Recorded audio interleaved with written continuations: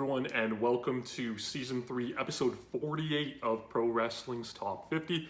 I'm your host, Travis McNeil, and today we continue our countdown of the top 50 matches in ECW history with match number 3 on our list, which is the final match on our countdown between these two individuals. It is the contest between Mike Awesome and Masato Tanaka from the One Night Stand pay-per-view held on June the 12th, 2005. You might have, expected something from One Night Stand was going to end up hitting this list. This was absolutely the match of the night on that event. It is such a powerful match for a number of reasons. It is the last stand of Mike Awesome versus Masato Tanaka. This would be the final match that they would ever have against each other. It is their magnum opus, in my opinion. It is the best match that they ever had against each other, bar none. They go all out. It is a short, action-packed, crazy sprint to the finish where it feels like they know this is it, and that one of them is basically going to have to kill the other to get the win. And that is what we see in this match. It is ultimately the final match of Mike Awesome's career, which is a horrible tragedy that I talked at length a little bit more about in the video of their match from Heatwave 98. But it is also an incredible redemption piece of Mike Awesome's career. And if he, had to go out with a final match, this one being it is, really tells the story. And I'm really happy that he got it, even though, he would ultimately say post One Night Stand that he felt, he was underpaid for his match on that show, and maybe that made him fall out of love, a little bit more with wrestling at that point. I don't know. But, I think in the eyes of the fans, it was very important that he had this match. One Night Stand, if you weren't an ECW fan during its original run, and I was a little bit late to the party, I didn't start, getting to watch until the TNN show, as I mentioned countless times, even though I had followed the promotion from 94 onward through wrestling magazines, I really didn't get to see it till 99, but, I was a ECW fan, during its original run, and One Night Stand was such an important show because it was something that, even though I was neck deep in the independents, before 2005, and certainly by 2005, which overall is my favorite year of pro wrestling ever. 2005 is so good for so many different things, and One Night Stand's a big part of that. But, as someone that watched Vince McMahon and the WWE kill their competition, much like, they did with the territories, and although, Vince didn't kill ECW per se, but they bad business decisions and what have you, ultimately did that. I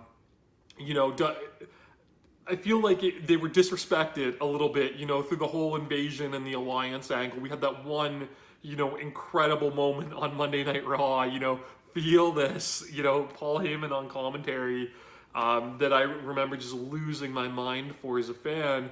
But then, Stephanie McMahon was in charge and all of this stuff, right? So it was an ECW, and it, bastardized ECW in a way. And ultimately, I suppose WWE would continue to do that with the ECW revival, which I liked. I've talked about it. I love, 2009, I love that ECW on Sci-Fi era for what it is, but it's not ECW. But, One Night Stand, it felt like this piece of closure that I think we as fans got to have, where, it had all of the nostalgia, it had everything that, you would want to see.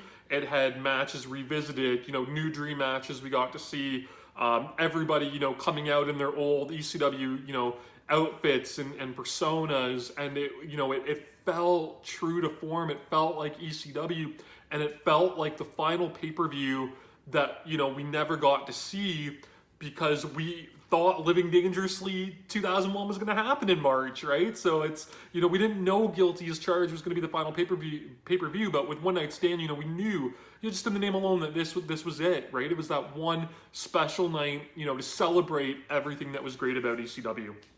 And ultimately, that's what the show did. It's an incredible show top to bottom.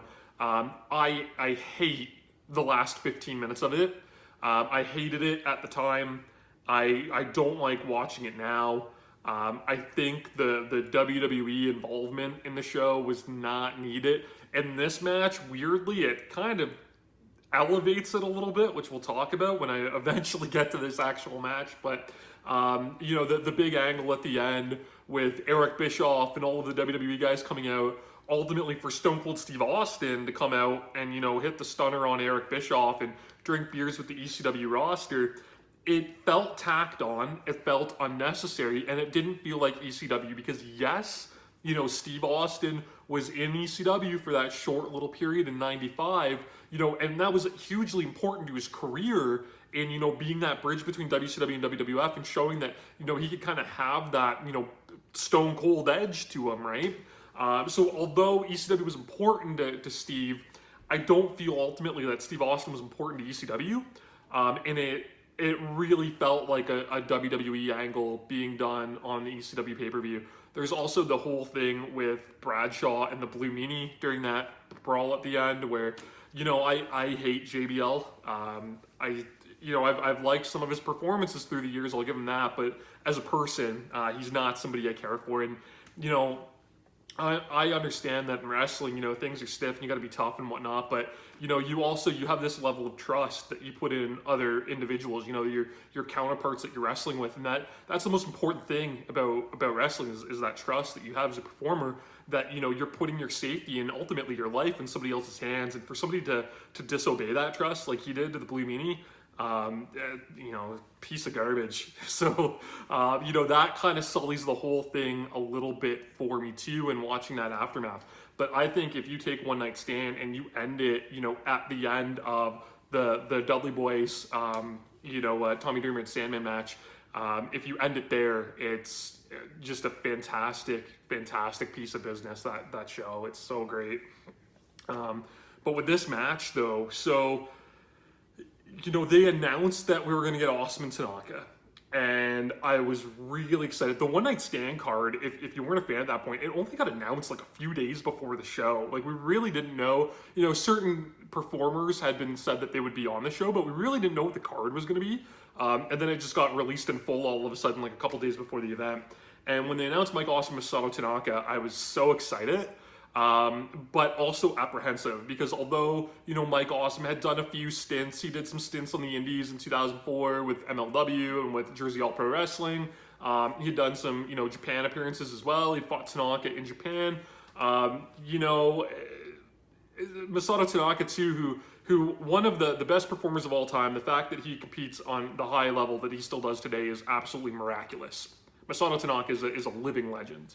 But at the time, you know, this was before, you know, Masato Tanaka got a really bad shoulder injury that would cause him to have to, you know, drop some weight and lean out and change up his style, you know, a little bit, and really rejuvenate, and, you know, rewrite his career. This was kind of before that period, so, you know, we didn't know how much legs Tanaka still had. Same with Mike Awesome. So, you know, although I'm excited for this match, you know, my second favorite feud of all time, you know, you have those apprehensions that it won't live up to the expectations you have. But they blew him out of the water. Nobody expected this match to be as great as it was. So, like I said, this match serves as a redemption piece for the career of Mike Awesome. And I've talked about this before, where Mike Awesome was passed that torch to carry ECW when Taz left the company. What did Mike Awesome do? He decided he was going to jump to WCW while he was the ECW champion. That rubbed everybody the wrong way. Mike Awesome go to WCW where, you know, he could have been a monster megastar and he flopped. They gave him bad gimmicks, you know, the Fat Chick Thriller and that 70s guy and all of these terrible, you know, Vince Russo, Ed Ferrara, whoever was in charge of WCW at that time, you know, butchered this man's career. He came over with the Invasion to WWF and ultimately really didn't do much there. So, you know, he comes out and the crowd, you know, they crap all over him and they boo him, you know, and they give him that heat because this is a true ECW fan base at this show. You have to understand that, right? All of the guys that used to go to the ECW arena back in the day are there. You know, Green Lantern fan is there, Faith No More guy is there, Hat guy is there, right? They're all there. You know, so they give Awesome the gears, and for this show, you know, they had this WWF contingent led by, you know, JBL and Eric Bischoff kind of sitting up in the upper decks, and they all turned their back on Mike Awesome. And I found that, you know, really interesting. And it almost, you know, I'm sure these guys would have killed it without that stuff, but it almost felt like it served as that motivation to him. Sorry, there was a centipede in my basement. We'll leave that in. But yeah, so we get them turning their back on Mike Awesome, and you know, and the crowd booing him. But he really had to work, you know, to earn their respect, and he did that. And this match basically just serves as greatest hits between these guys. They played all of their hits. You know, we get the slingshot shoulder block at the start, and the dive from Mike Awesome, and the Tanaka running chair shot on the floor, and you know, Mike Awesome hits the Awesome bomb off the ring apron through the table, you know, wedged against the guardrail, and Tanaka, of course, takes the whole thing on his neck. Awesome hits the Awesome splash for 2. We get the no-soul chair shots. We get the diamond dust. The tornado DDTs on the chair, that was the original finisher at Heatwave. You know, the roaring elbow ducked into the German suplex with the no-sell, but then Awesome spears them. The top rope chair shot, right? We get everything, you know, that these guys play to their hits, but it's the finishing run here that really elevates it and makes it this incredible special match, because not only does the crowd come unglued, and it's so legitimate. They chant like "this match rules" and all of this stuff, and you could feel it coming through the screen. And I remember watching this match live and feeling that energy. But the WWE wrestlers, you know, at the top, and maybe they were working, I don't know, but you know, you could see them in awe of this match, and JBL especially is like losing his mind, begging these guys to kick out of the moves and have the match keep on going, and it feels genuine, and like I said, that presentation of it really adds to this match. The finish is incredible. So Mike Awesome goes up top with Tanaka, goes for the backward Awesome bomb off the top through the table, which is how he beat Tanaka in their final match on TNN. Tanaka counters that though, hits the tornado DDT off the top rope through the table, which is another move they did in one of their final matches. It only gets 2. They find their way back up, and Mike Awesome hits the backward Awesome bomb off the top, sits out with it, but onto the remains of the table. Again, like I said, these guys, they know that this is it for their matches against each other, and each of them wants to come out on top, so they're going to do whatever it takes.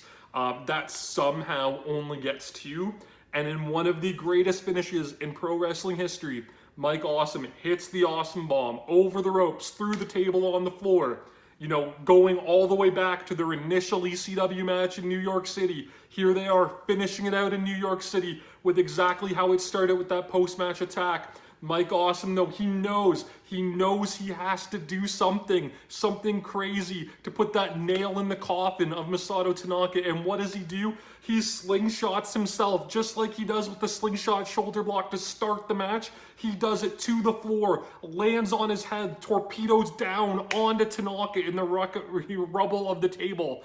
And it is enough for the 3 count. The match wasn't false count anywhere. Who gives a damn? Nobody is getting up after that. And the camera kind of misses it. It's unexpected. It's reckless. Thankfully, they get a good replay of it.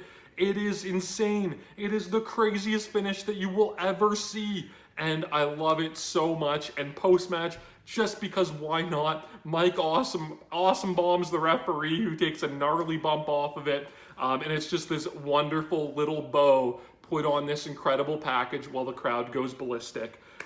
This is the greatest match that these two would ever have against each other. It is the greatest match in ECW, the greatest singles match, I should say, in ECW history. Who cares that it happened 4 years after ECW died and it technically happened on a WWE event?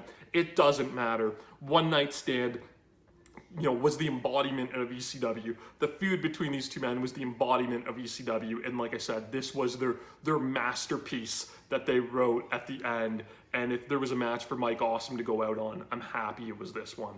One Night Stand, you can, of course, watch it on the WWE Network. I'm sure this one is probably on Peacock.